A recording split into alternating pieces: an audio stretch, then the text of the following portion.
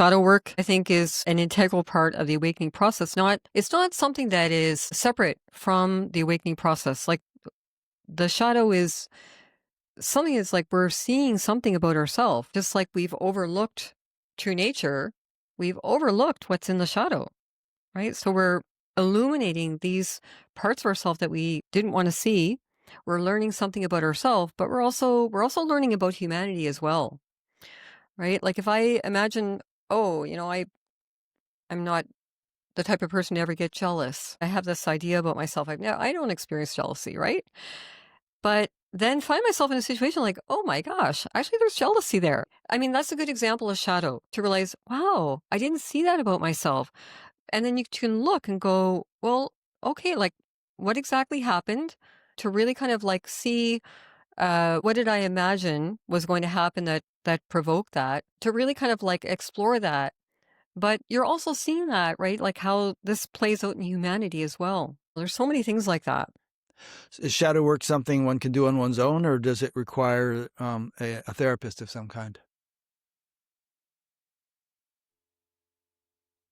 I think you can do a lot on your own, but it depends on the person, and there may be things that can be done, better, more efficiently with a therapist or with a guide, somebody who has skills. I mean, there's so many different kinds of shadow work, and I think emotion work and modalities. This is one of the things I feel is most exciting about the contemporary spiritual awakening scene is how much we have available to be able to work in this area.